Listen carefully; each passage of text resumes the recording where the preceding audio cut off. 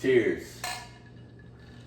Welcome back to Open Ranks. We're in part 3 of our 2019 Afghanistan deployment. So if you have not watched part 1 and 2, highly recommend it, or else you're going to be really lost. But all right, let me ask you something, Tommy. Your first mission, what do you remember about it? First one. I don't know. I feel like me and Ray went on a lot, but it's kind of hard to dial in the first one. Ray was our squad leader, his first name. Wasn't it a simple KLE? What was that village down in Moman? You know, we go across the bridge, take a left, keep going down. That's just fucking down. That's just Moman Valley. Just Moman. Yeah, I think we did a KLE there. And I mean, it was just simple. Nothing happened. Everything went smooth. It was just perfect. And yeah, it wasn't kinetic. just setting up security, coming in, and I think we were delivering aid to that village, like oil, flour, all kind of stuff. And they kept shooting the kids off, man, because the kids always want to come up to the vehicles and stuff. Because they know we're about to just like throw candy out and stuff. But I do remember it being like something super fucking simple that we were doing. And honestly, it was more like we were just the additional security asset for the SF team that we were with. Oh yeah, it was left seat, right seat with them. No, that's later on. That was later on. Yeah. Yeah, I think it was like a KLE, and it was really for 7th Group team sergeant and the team captain to really, you know,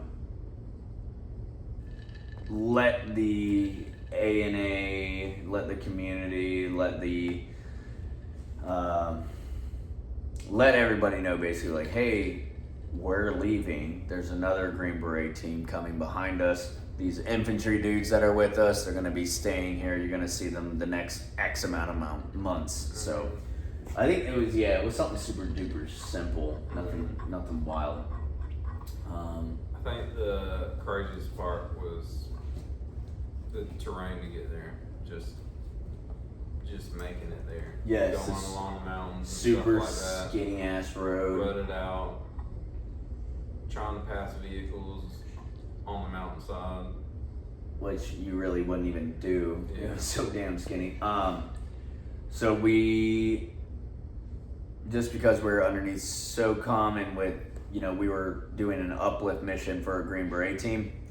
We didn't have, well, we did, you know, we had MAT-Vs and whatnot, but where we were specifically in the Moman Valley, you could not drive those without, you know, if we wanted to go into the Moman Valley in a MAT-V, it would have taken hours. But luckily, we had their trucks, which are GMV 1.1s. So it's like a center column driving, then like usually you'd have, you know, a TC on the right and like another TC on the left.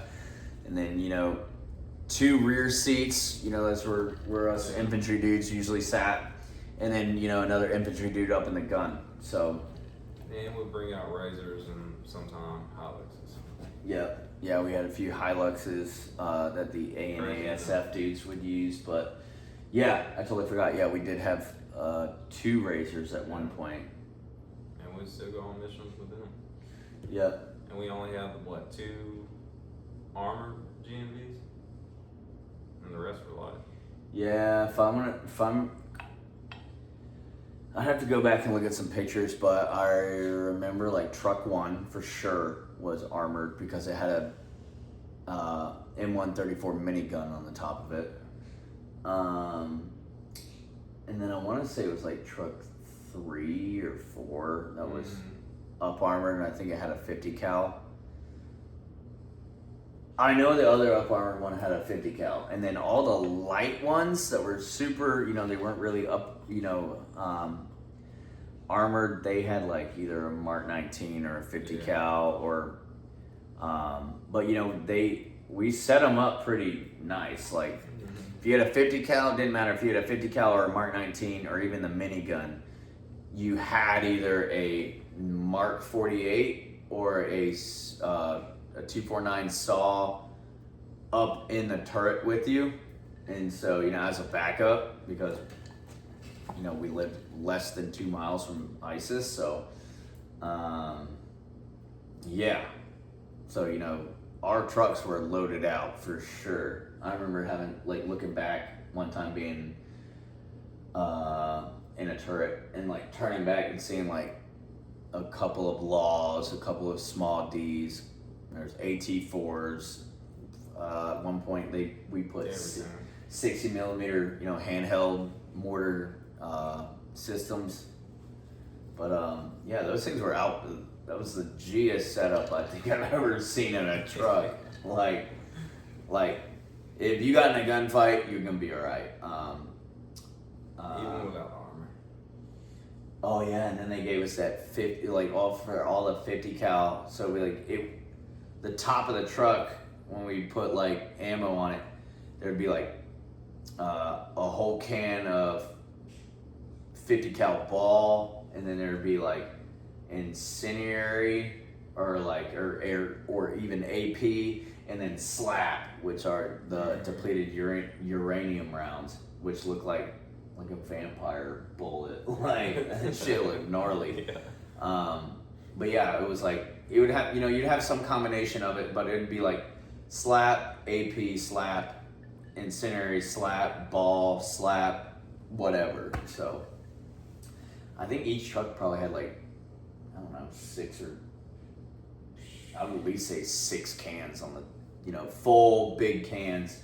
I don't know what the count was in those giant cans, but there's a shitload of ammo. Then the minigun truck one, it had a 4,000 round reservoir of 7.62. So yeah, we didn't go anywhere without having ammunition. And didn't matter if you were walking. Oh my gosh, the weight.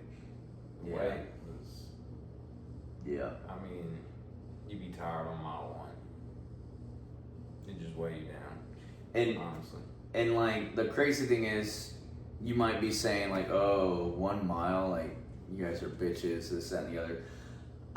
The average weight that we were all carrying was about 70 to 80 pounds per ruck. That's because, you know, we were required to bring a 12-pack of water, put it in the bottom. That was like just your ammo though. No. I'm just talking about the, like, yeah, it was like ammo, X amount of MREs they told us to plan out to bring. There's a couple times they're like into the hundreds. Yeah. Well, not hundreds, but you'd be over 100, yeah. in your pack. They made us bring a 12 case of water bottles to either refill, you know, your I think your the lightest is probably 85 to 95, depending on the mission. It was heavy shit. But usually it'd be like, I don't know, weighing mine, it's like 120s to 140 something. Yeah, it was heavy. On average.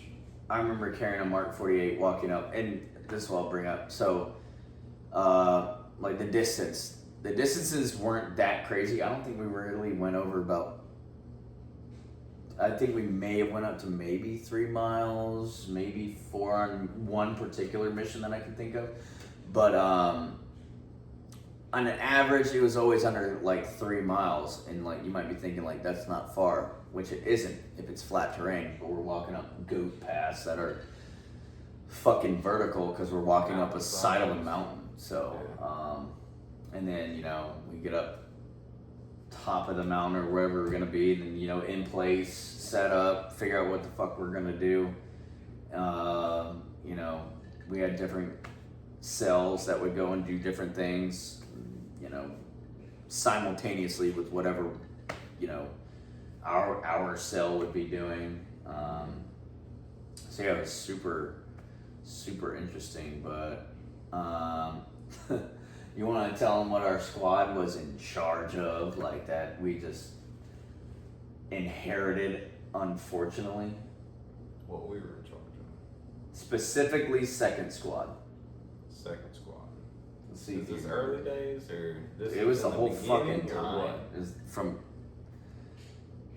I want to say from right before 7th group ripped out and 10th group came in. This is when we got like, second squad, you're going to do this every day.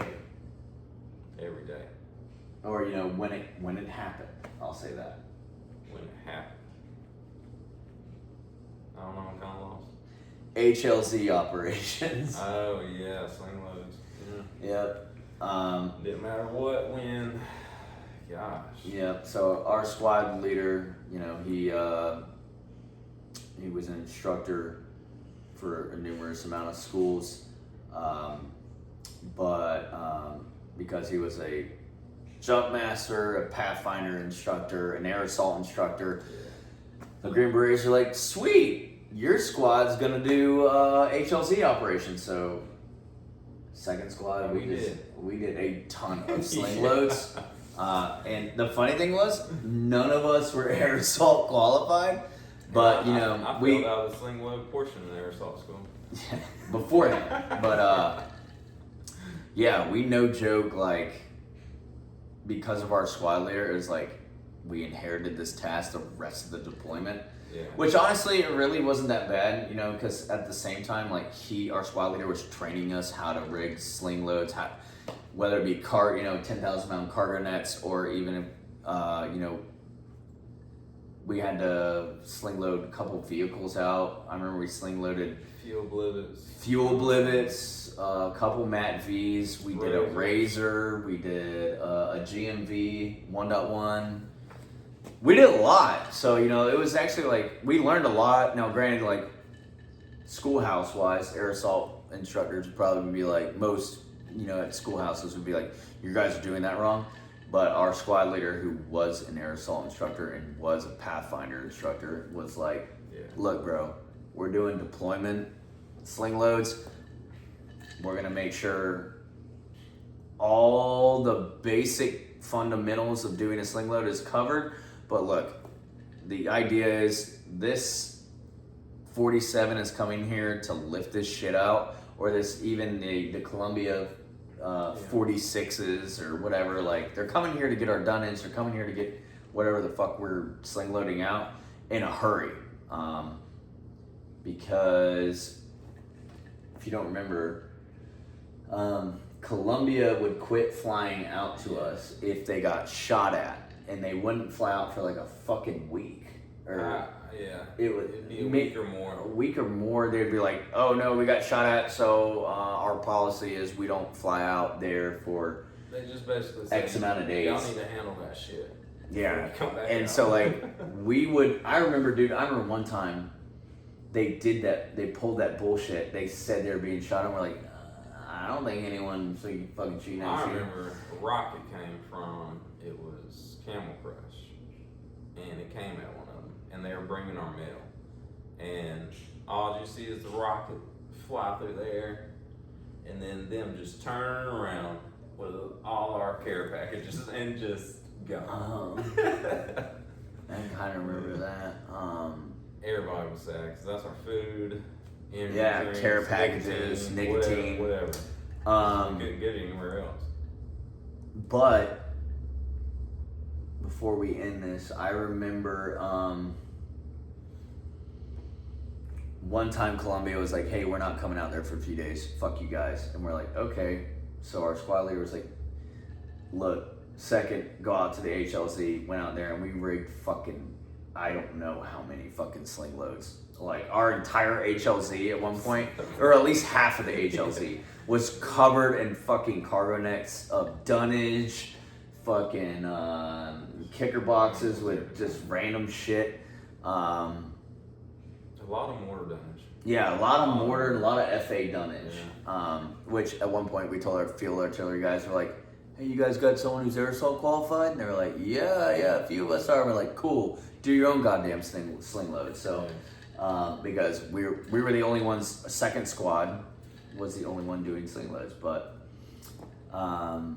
that's going to wrap it up for part 3. Stay tuned for more. Cheers.